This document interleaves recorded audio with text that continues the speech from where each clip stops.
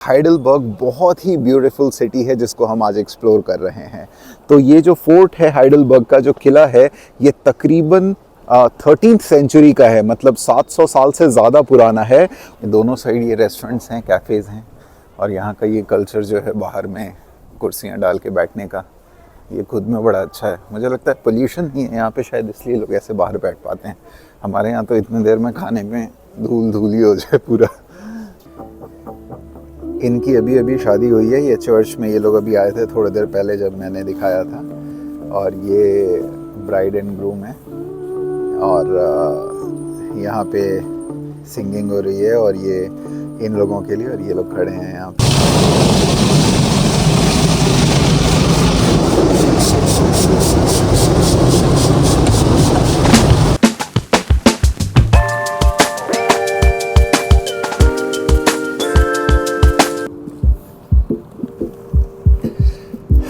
Good morning everybody.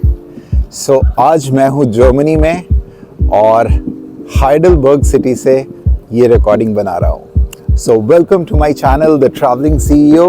और मैं दिल्ली से लंदन तक बाय रोड ट्रैवल कर रहा हूँ, लगभग 29 कंट्रीज़ कवर करते हुए 20,000 किलोमीटर से ज़्यादा की ये जर्नी है। और अपनी ये जर्नी अपनी इन वीडियोज़ व्लॉग्स के थ्रू आप लोगों के साथ में शेयर कर रहा हूँ। तो हाइडलबर्ग में एक और नई सुबह हो चुकी है, मौसम बहुत अच्छा हो रहा है, ठंडा मौसम है, ठंडी ठंडी हवा चल रही है, कान में बिल्कुल तेज़ हवा लग रही है। अभी मैंने अपना दूसरा वाला गर्म वाला जैकेट आज निकाला है, जो कि मैं कम यूज़ कर रहा था अभी तक। खैर इस जैकेट से थोड़ी सी रिलीफ है। और मैं बिल्कुल अभी सिटी सेंटर में खड़ा हूँ। मेरे चारों तरफ आप देखें तो ये बिल्डिंग्स हैं, और ये स्क्वायर है, जो सिटी सेंटर का स्क्वायर होता है वो स्क्वायर है। और मेरे बिल्कुल पीछे जो सिटी का फोर्ट है, जो किला है हाइडलबर्ग का, वो दिख रहा है। तो ये है हाइडलबर्ग का किला।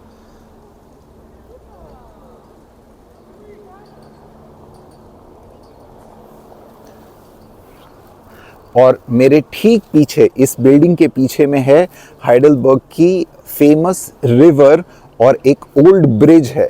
सो ये किला भी लगभग 700 साल पुराना है, और ये जो ब्रिज है ये भी करीब 150-200 साल पुराना ब्रिज है। अभी उस ब्रिज पे भी चलेंगे हम लोग। सो मैं अपनी जर्नी के लगभग मिड में हूँ, और हाइडलबर्ग बहुत ही ब्यूटीफुल सिटी है जिसको हम आज एक्सप्लोर कर रहे हैं। तो ये जो फोर्ट है हाइडलबर्ग का, जो किला है, ये तकरीबन 13th सेंचुरी का है, मतलब 700 साल से ज़्यादा पुराना है। और इसमें एक बार लाइटनिंग स्ट्राइक हुई थी तो पूरे किले में आग लग गया था। फिर उसके बाद यहाँ पे एक वॉर हुई थी तो उसमें इस किले को डिस्ट्रॉय कर दिया गया था। तो हाइडलबर्ग सिटी का मतलब होता है, हाइडल जो है वो हाइड वर्ड से आता है, तो छुपा हुआ, और बर्ग जैसे आइसबर्ग कहते हैं, तो किसी भी चोटी को बर्ग कहते हैं। तो हाइडलबर्ग का मतलब है कि ये चारों तरफ पहाड़ों से घिरा हुआ था, और ये बीच में एक चोटी थी, एक एरिया था जो सेफ था। तो उस तरीके से इस सिटी का नाम हाइडलबर्ग पड़ा। इवन वर्ल्ड वॉर 2 में भी इसको डिस्ट्रॉय नहीं किया गया। पहला कि यूएस एंड एलाइज जो कंट्रीज़ थी वो समझती थी कि हाइडलबर्ग उतना इम्पॉर्टेंट नहीं है, कि ये रीज़न भी था। लेकिन उसके साथ में यूएस बाद में यहाँ पे अपना एक बेस बनाना चाहता था, क्योंकि यहाँ पे रिवर वगैरह भी थी। तो उन्होंने सोचा कि वर्ल्ड वॉर जीतने के बाद में यहाँ पे वो अपना बेस बनाएंगे, और इसलिए भी इस सिटी को वर्ल्ड वॉर 2 में डिस्ट्रॉय नहीं किया गया, बल्कि जर्मनी के बाकी बहुत सारे सिटीज़ को डिस्ट्रॉय कर दिया गया था। तो इस तरीके से हाइडलबर्ग सिटी जो है वो सेफ रह गई। यहाँ की एक और यूनिक चीज़ है, जो वाइन्स बनते हैं, तो वाइन्स एक बैरल में रख के वाइन को पुराना किया जाता है। जितना पुराना वाइन होता है उतना अच्छा माना जाता है उस वाइन को। तो हाइडलबर्ग में वर्ल्ड का सबसे बड़ा वाइन बैरल प्रोड्यूस किया जाता था। आई डोंट नो अभी होता है या नहीं, बट लगभग 1.5 लाख लीटर का एक सिंगल बैरल था, 1,27,000 लीटर। तो इतने बड़े बैरल में, एक सिंगल बैरल में वाइन रख के उसको एज किया जाता था, और यहाँ से प्रोड्यूस किया जाता था, और वो इसी किले के अंदर में होता था। So this has a unique historic importance. और प्लस ये छोटी सी सिटी भी बहुत ही सुंदर है, स्पेशली रिवर के किनारे होने की वजह से। तो चलते हैं रिवर की ओर, पुराने ब्रिज को देखते हैं, और भी जो छोटी छोटी चीज़ें हैं इस सिटी की एक्सप्लोर करते हैं। अच्छा, हमारे यहाँ पे जैसे कुछ मॉन्यूमेंट्स हैं, जैसे जंतर मंतर है दिल्ली में, या जयपुर में भी एक मॉन्यूमेंट है पुराना, जिसको सनलाइट के थ्रू टाइम देखने के लिए और एस्ट्रोलॉजिकल स्टडीज़ के लिए भी यूज़ किया जाता था। तो ये मेरे पीछे एक कॉलेज भी बना हुआ है यहाँ पे, और ये जो स्ट्रक्चर बनाया हुआ है, ये सेम स्ट्रक्चर है। अगर आप ये देखें, इसका जो ये नीचे में बनाया गया है स्लांट वगैरह, ये अभी भी उसको, मतलब अब तो नहीं, अब तो लोग हिस्टोरिक प्लेस की तरह देखते हैं, लेकिन काफ़ी समय तक इसको समय देखने के लिए या एस्ट्रोलॉजिकल स्टडीज़ वगैरह के लिए यूज़ करता रहा गया है। So this is one of the statues. और ये ऊपर में वो किला है, देखते हैं, अभी कोशिश करता हूँ, बहुत ऊपर है और मैंने कार अपनी यहीं पार्क कर दी है, तो देखता हूँ अगर जाने का इजी रहेगा तो जाएंगे, but I won't walk all the way. वो देखने में पास लगता है बट चलने में हालत ख़राब हो जाती है, और आज मुझे ड्राइव करके आगे भी जाना है जर्मनी में घूमने के बाद में, तो इसलिए तो चलते हैं आगे। ये देखिए पिजन्स वगैरह स्क्वायर में कैसे घूम रहे होते हैं, ये बड़ा अच्छा लगता है देख के। कई बार वो टकरा जाते हैं, चलते चलते उड़ते हैं और टकरा जाते हैं, उस तरीके से इतने ज़्यादा पिजन्स वगैरह होते हैं यहाँ पे।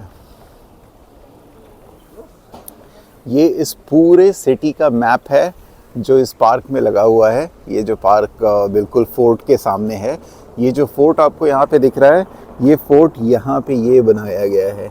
इस फोर्ट का ये पूरा नक्शा है जो कि ऊपर से दिख रहा है, और इस फोर्ट के सामने मैं कहीं पे इस ग्राउंड में हूँ यहाँ पे, और इस ग्राउंड में हूँ मैं कहीं यहाँ पे, और ये स्क्वायर है, और इससे निकलते यहाँ पे ये रिवर है पूरा, और ये है जो ओल्ड ब्रिज है पुराना, ये ओल्ड ब्रिज है, और ये इस पूरे सिटी का मैप है। कई सारे चर्चेज़ हैं, और चर्च के साथ में और यूनिवर्सिटीज़ और पार्क्स और ये सारी चीज़ें हैं। तो ये पूरा हाइडलबर्ग शहर जो है यहाँ से ऐसे दिखता है।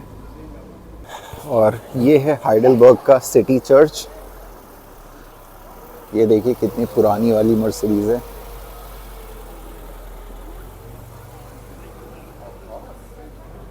शायद यहाँ भी शादी वादी हो रही है, तो ये चर्च जो आया है, ये चर्च पे शादी के लिए कार से लोग आए हैं, वो पुराने वाली कार से।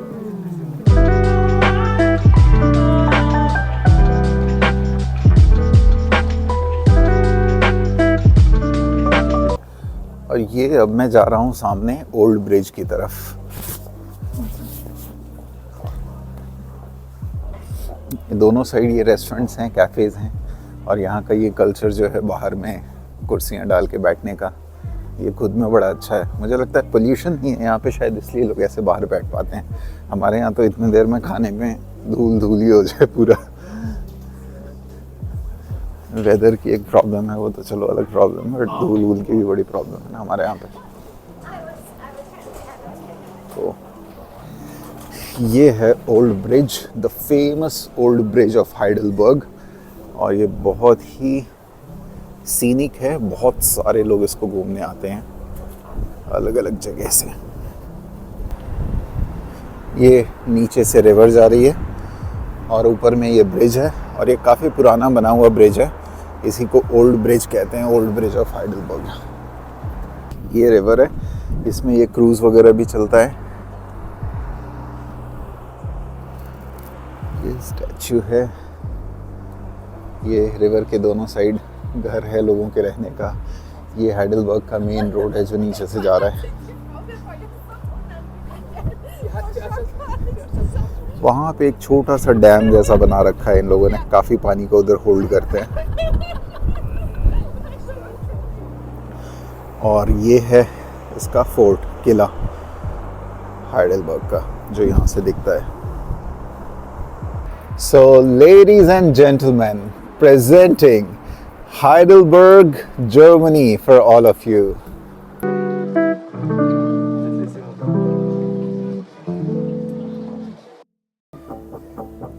इनकी अभी अभी शादी हुई है। ये चर्च में ये लोग अभी आए थे थोड़ी देर पहले जब मैंने दिखाया था, और ये ब्राइड एंड ग्रूम है, और यहाँ पे सिंगिंग हो रही है, और ये इन लोगों के लिए, और ये लोग खड़े हैं यहाँ पे। तो फाइनली पूरा हाइडलबर्ग घूमने के बाद और कुछ खाना कॉफ़ी करने के बाद में समय है अब गाड़ी से वापस निकलने का।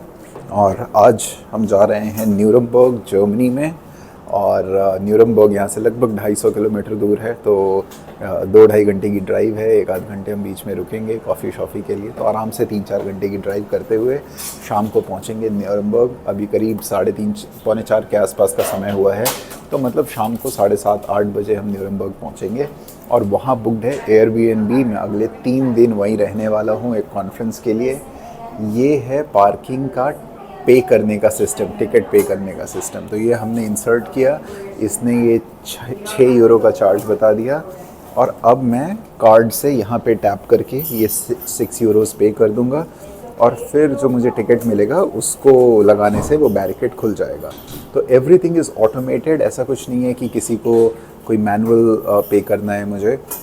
ये कार्ड इंसर्ट किया, ये यहाँ पे ये पे हो रहा है, यहाँ पे नीचे रिसीट आ गया, यहाँ पे वापस टिकट आ गया, ये जो हमने पे किया है उसका रिसिप्ट आ गया, और हमारा टिकट हो गया है पेड। अब मैं इधर से निकल जाऊँगा और अपनी गाड़ी की तरफ वॉक करते हैं। तो आपने देखा कि कैसे यहाँ सारी चीज़ें ऑटोमेटेड है। जब पार्किंग में आते हैं तो एक टिकट मिलता है जिससे वो बैरिकेड खुल जाता है और हम पार्किंग के अंदर आ जाते हैं। फिर जाते समय एक मशीन लगी हुई है, वहाँ पे उस टिकट को इंसर्ट करते हैं, तो हम कितने आवर्स रुके उसके हिसाब से कैलकुलेट करके वो ऑटोमेटिकली चार्ज बता देता है।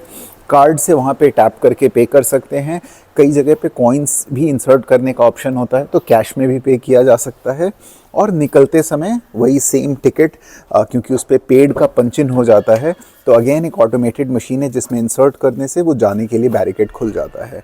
तो पूरा ही सिस्टम ऑटोमेटेड है पार्किंग का, कोई भी बंदा नहीं है, ना गार्ड ना सिक्योरिटी, सारी चीज़ें पेमेंट से लेके बैरिकेड खुलने तक का सारा काम ऑटोमेटेड है यहाँ पे। तो मैन पावर की बहुत प्रॉब्लम है, बहुत एक्सपेंसिव है मैन पावर, इसलिए सारी चीज़ें ऑटोमेशन के थ्रू यहाँ पे होती हैं। तो फाइनली हाइडेलबर्ग से निकलने का समय हो गया है। हम गाड़ी में बैठ गए हैं और निकल रहे हैं हाइडेलबर्ग से। यही मेन रिवर है जो यहाँ का सेंटर ऑफ अट्रैक्शन है। इसी के अराउंड सारे फोर्ट्स, ओल्ड ब्रिज, ये सब बना है। रिवर के व्यू पे ही दोनों साइड से लोग बैठते हैं, और कुछ पार्क जैसा एरिया है, सामने भी पार्क्स वगैरह हैं, बेंचेस हैं जहाँ पे लोग बैठे हैं। इसी में वो बोटिंग वगैरह भी होती है, बोट्स वगैरह भी लगे हुए हैं। सो ओवरऑल छोटी सिटी थी, ब्यूटीफुल सिटी थी। जर्मनी में काफ़ी लोग साइकिलिंग करते हैं, साइकिल से चलते हैं। इनफैक्ट जर्मनी में, डेनमार्क में, ये सब कंट्रीज़ हैं जहाँ इवन प्रोफेशनल्स भी मतलब सूट बूट पहन के साइकिल से ऑफिस जाते हैं, आते हैं। सो यहाँ का कल्चर थोड़ा डिफरेंट है, बट इट इज़ गुड, क्योंकि यहाँ पे थोड़ा सर्दी भी होती है, तो इसलिए लोग साइकिल से ट्रैवल कर पाते हैं। तो फाइनली टाइम है जर्मनी में डीजल फिल करने का। ये नॉर्मल डीजल है, ये उनका स्पेशल परफॉर्मेंस वाला डीजल है। नॉर्मल वाला फिल करते हैं। मैंने जैसे लिवर बनाया, शायद ये 1.2 का सस्ता ही है, क्योंकि पिछली बार मैंने 2.1 का लगाया था। जर्मनी में कोई चेक वेक नहीं है, सीधे लीवर उठाइए और डीजल फिल करना शुरू कर दीजिए। फ्रांस में पहले कार्ड से पे करना होता है या काउंटर पे पे करना होता है, और तब वो डीजल का नोजल खुलता है, बट यहाँ ओपन रहता है, खुद से भर लो, और कोई देख भी नहीं रहा है। बहुत बड़ा सा स्टोर है, अंदर जाके खुद से पे कर लो। इवन यहाँ कार्ड मशीन वगैरह भी नहीं लगी है। तो डीजल फिल हो रहा है तेजी से। ठंड अच्छी खासी हो रही है, मौसम तो अच्छा हो रहा है, हल्की धूप निकली है, बट फिर भी ठंड काफ़ी। 1.86 हो सकता है मैंने पिछली बार जर्मनी में गलती से जो पावर वाला डीजल होता है ना, वो फिल कर लिया होगा, वो 2 यूरो से ऊपर का होगा। ये वाला डीजल तो 1.86 का ही है, 1.87 का। पूरी टंकी खाली हो चुकी थी, सिर्फ 10-15 किलोमीटर का रेंज बचा था। मतलब मुश्किल से 4-5 लीटर डीजल मेरे पास होगा, अगर थोड़ा सा रिजर्व में रख लिया यहाँ पर। लगभग ऑलमोस्ट 65 लीटर से तो ज़्यादा आना चाहिए डीजल। अंदर चल के पेमेंट करेंगे, कॉफ़ी पीलेंगे साथ में। 1-1.5 घंटे की ड्राइव होगी हाइडेलबर्ग से चलते हैं। चले अंदर और इसका पेमेंट भी करता हूँ, कॉफ़ी पी लाता हूँ।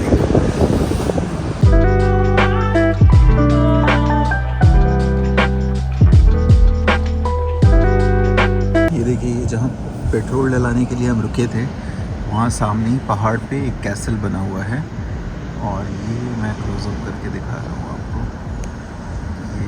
और अब इसको मैं जूम आउट करूँगा तो ये देखिए कैसा कितनी दूर है ये पहाड़ के ऊपर में बना हुआ। मैं यहाँ से इसका वीडियो बना रहा हूँ। ऐसे यहाँ रहने में कितना मज़ा आएगा ना, पहाड़ के बिल्कुल पीक पे ऐसे अच्छा सा है। बाकी चारों तरफ मतलब पहाड़ छोटे हैं और ये बीच में एक बड़ा सा पहाड़ है और उसके बिल्कुल पीक पे है। तो अभी जो ये लंबा जाम लगा हुआ है एक बारी जाम की तरफ, ये जो पूरा लंबा जाम लगा हुआ है ये यहाँ आगे एक ट्रक का एक्सीडेंट हो गया है और बीच रोड पे अभी हमने देखा कि एक हेलीकॉप्टर लैंड किया है। मतलब ज़रूर उसमें कोई घायल हुआ होगा, किसी को चोट लगी होगी, बट ये सब नज़ारे बहुत कम देखने को मिलते हैं कि रोड एक्सीडेंट पे किसी को सेव करने के लिए एक हेलीकॉप्टर इमीडिएटली बुलाया गया और वो बीच रोड पे, ऐसे जिस रोड पे मैं ड्राइव कर रहा हूँ हाईवे पे, बीच रोड पे वो हेलीकॉप्टर लैंड किया था।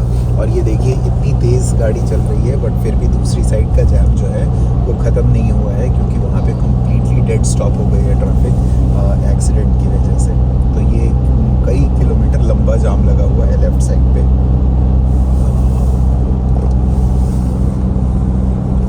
एक्सीडेंट होने की वजह से ये सारा। तो मैं जर्मनी में ये पेट्रोल पंप पे हूँ, ये टूगो जो लिखा हुआ है, सो एरल पेट्रोल पंप है ये। और मुझे अपनी कार क्लीन करवानी है तो कार क्लीन करने के लिए यहीं पेट्रोल पंप पे मैंने पे किया है। इनके 3-4 पैकेजेस हैं, एक में सिर्फ वॉशिंग करते हैं, एक में विथ शैम्पू वॉशिंग होती है और एक में कार के नीचे से भी क्लीनिंग वगैरह होती है। बट किसी भी पैकेज में कार के अंदर क्लीन नहीं करते हैं ये लोग। तो मैंने इनका जो मीडियम वाला पैकेज है जिसमें शैम्पू के साथ आउटर से क्लीन करते हैं वो वाला पैकेज लिया है। नीचे कार का जो बेस है वो क्लीन करने वाला मैंने एड ऑन नहीं लिया है। ये सुपर वॉश का बोर्ड लगा है तो अब मुझे सिर्फ इस सुपर वॉश में ड्राइव करके अंदर चले जाना है। और ये जो मेरे हाथ में कार्ड है ये वाला, ये बेसिस लिखा है, बेसिस ये पैकेज का नाम है। और ये ड्राइव करके अभी मैं जाऊंगा, ये कार्ड में इंसर्ट करूंगा और ड्राइव करते हुए ये खुद ही मेरी कार को क्लीन करके दूसरी साइड निकाल देगा। बाहर से देख के तो इनफैक्ट मुझे लग रहा था कि ये बंद है, बट फिर मैंने जब पेट्रोल पंप में बात किया तो उन्होंने बोला कि नहीं खुला है। ये कुछ चीज़ें हैं आई गेस, कहाँ से कार्ड इंसर्ट होगा। और ये खुल चुका है, अंदर डाला और अब मुझे इस कार को, ये जो सामने लाइटिंग है उसके बीच में लगाना है मुझे कार को। तो ये मैं अपनी कार को लेके जा रहा हूँ अंदर।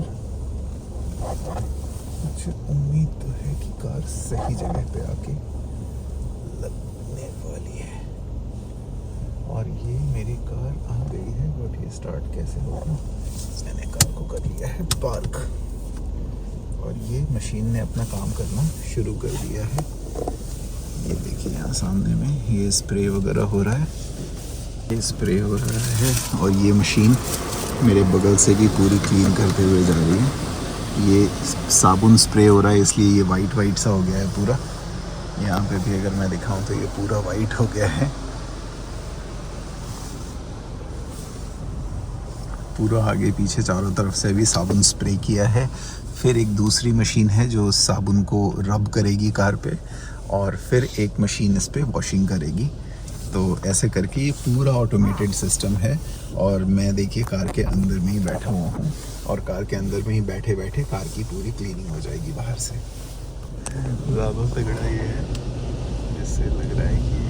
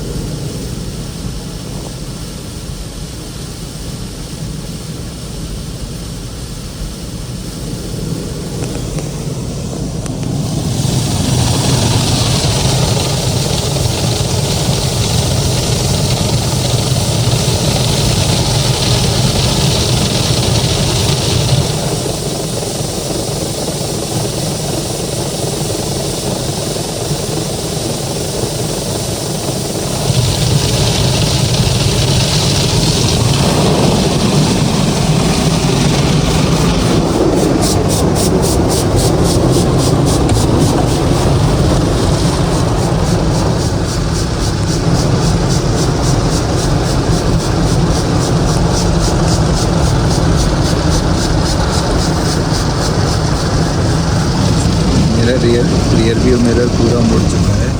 एक्चुअली इसको बंद करना चाहिए था, जो मैंने पहले नहीं किया है बंद। आई डोंट नो कैसे रहेगा,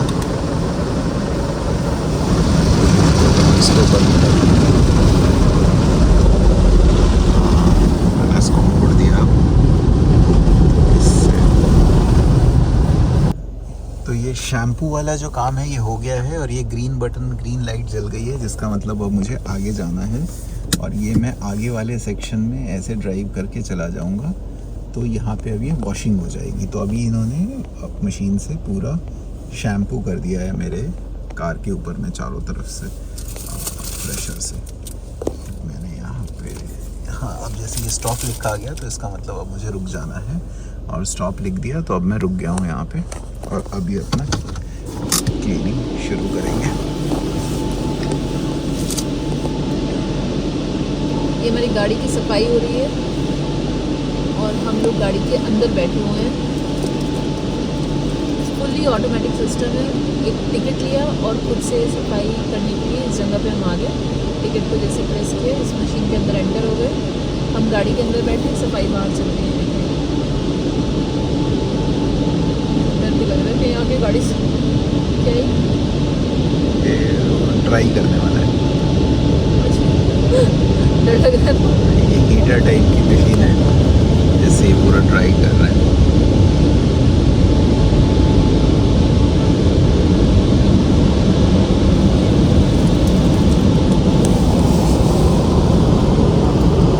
ये एक हीटर टाइप की मशीन है, जिससे ये पूरी गाड़ी का जो पानी है बाहर से वो ड्राई कर रहा है। क्लीनिंग होने के बाद ये ऑटोमेटिकली गेट खुल गया और ये ग्रीन लाइट जल गई। इसका मतलब मैं अब ड्राइव करके यहाँ से बाहर जा सकता हूँ। तो एक साइड से एंटर करते हैं और ये दूसरी साइड ड्राइव करते हुए सीधे निकल जाते हैं कार से। So that's how it is. ये पूरा क्लीनिंग का जो प्रोसेस है, जो सिस्टम है यहाँ पे, फुली ऑटोमेटेड। ये मैं वापस पेट्रोल पंप पे निकल गया दूसरी वाली साइड से, और अब मैं जा सकता हूँ। मैं पहुँच चुका हूँ न्यूरमबर्ग, और ये देखिए आउटसाइड टेम्परेचर जो है ये 5 डिग्री हो रहा है अभी इस टाइम पे। तो बाहर का टेम्परेचर बहुत ही ठंडा है, और एयरबीएनबी हमने लिया है, तो अभी हम अपने अपार्टमेंट की तरफ जा रहे हैं। तो बाहर मैंने गाड़ी पार्क कर दी है और अब चलने का समय हो गया है। तो फाइनली एयरबीएनबी अपार्टमेंट में हमारा चेक इन हो चुका है। मैं बाहर से दिखाता हूँ। ये ऐसा कुछ अपार्टमेंट है, 3rd फ्लोर पे है। तो सामान वगैरह सब खुद से लेके ऊपर तक आना पड़ा, सारे सूटकेस वगैरह। और यहाँ तो हम रुक भी 3 नाइट्स के लिए रुक रहे हैं। तो सामान भी एक बार को सारा लाना है, थोड़ा कपड़े वपड़े धोने हैं, अपना खाना बनाना है यहाँ पे। तो बट ये है, ये किसी का अपार्टमेंट है, और ये अपार्टमेंट का व्यू है। आप देखें तो पूरा छोटा अपार्टमेंट है, बट पूरा वेल डिज़ाइंड, अच्छे से पूरा डेकोरेटेड है। ये सब चीज़ें हैं। ये वॉशरूम एरिया है पूरा इस अपार्टमेंट का। तो इधर बाथिंग एरिया है, उधर टॉयलेट सीट है, इधर ये क्या कहते हैं उसको, बाथटब है। और ये जिनका अपार्टमेंट है उनका रूम है, एक रूम। और ये वाला एक रूम है जो कि हमें मिला है रहने को, शेयर्ड वाला अपार्टमेंट है ये। तो ये है कि, लेकिन जिनका अपार्टमेंट है वो शायद यहाँ रहते नहीं हैं या अभी नहीं है। तो ये वाला रूम है हमारा। पूरा कचरा कर दिया हमने इसको आते। अच्छा सा साफ़ सुथरा सा अपार्टमेंट था। ठंड बहुत ज़्यादा हो रही है, मैं फिर भी टी शर्ट में हूँ क्योंकि हीटर चला रखा है हमने। आए तो बहुत ठंडा था अपार्टमेंट, बट आते मैंने हीटर चलाया तो अब थोड़ा सा नॉर्मल हुआ है। और साथ ही इधर ये फ्रिज वगैरह, ये किचन का एरिया है, और हमारा खाना बन रहा है इधर। तो ये पूरा किचन का एरिया है, और ये हम आते अपनी कुकर में सीटी साटी स्टार्ट कर देते हैं। ये आलू का भुजिया, और साथ में हमारा जो दाल है वो दाल हो चुका है तैयार। तो ये दाल, चावल, आलू का भुजिया, और छोटी मोटी और चीज़ें हैं, कुछ रेडीमेड वगैरह हमारे पास में। तो वो सब मिला के हमारा डिनर होने वाला है आज का। तो finally we are in Germany. इस ट्रिप पे मैं जब ऑस्ट्रिया से स्विट्ज़रलैंड जा रहा था तो मैंने क्रॉस किया था जर्मनी, थोड़े समय के लिए ड्राइव किया था जर्मनी में। बट फाइनली आज हम जर्मनी आ गए हैं और यहाँ अब 2-3 दिन रुकने वाले हैं। तो जर्मनी को अच्छे तरह से एक्सप्लोर करेंगे। आज का दिन भी बहुत अच्छा रहा, हाइडेलबर्ग सिटी घूमे और फिर रास्ते में पूरा जर्मनी को एंजॉय करते हुए आराम से, पास में 2-2.5 घंटे की ड्राइव थी आज, तो न्यूरमबर्ग नाम के शहर में पहुंच गए हैं। यहाँ आने का मेन पर्पस जो मेरा है वो है क्योंकि यहाँ पे एक हियरिंग का बहुत बड़ा कॉन्फ्रेंस हो रहा है, जो पूरे वर्ल्ड का सबसे बड़ा हियरिंग का कॉन्फ्रेंस होता है वो जर्मनी में होता है। और इसलिए मैं जर्मनी आया हूँ और 2 दिन मैं उस कॉन्फ्रेंस को अटेंड करने वाला हूँ, कल और परसों। तो क्या हियरिंग में नई टेक्नोलॉजी आ रही है और क्या क्या इन्हांसमेंट्स हो रहे हैं पूरे दुनिया भर में, क्या रिसर्च हुआ है पिछले 1 सालों में, वो सारी चीज़ें यहाँ पे प्रेजेंट की जाती हैं। So it is one of a kind. तो ये मैं 2 दिन के लिए अटेंड करने वाला हूँ, वो मेन रीज़न है मेरा न्यूरमबर्ग शहर में आने का। लेकिन उसके साथ में इस शहर को भी घूमेंगे, जर्मनी को भी एंजॉय करेंगे, 2 दिन यहाँ पे रहने का मौका मिलेगा, यहाँ के लोकल लोगों से मिलेंगे, बात करेंगे। सो वो खुद में एक अलग एक्सपीरियंस है। आप लोग इसी तरह से बने रहिए, मैं आपको एक एक कंट्री एक्सप्लोर करके दिखाता हूँ अपने व्लॉग्स में। ये दिल्ली से लंदन तक का जो सफ़र है लगभग 2.5 महीने का, ये आप लोगों के साथ शेयर करके बहुत मज़ा आ रहा है। आप लोग बहुत ज़्यादा सपोर्ट प्रोवाइड कर रहे हैं, love and support, so thank you very much for that. If you are new to my channel, don't forget to like, share and subscribe the video and share the If you're new to the channel, do not forget to like and share the video, subscribe the channel, hit the bell icon और ऐसे ही बने रहिए। आज के लिए इतना ही रखते हैं। Keep watching, love you all। अब सब सुनेंगे।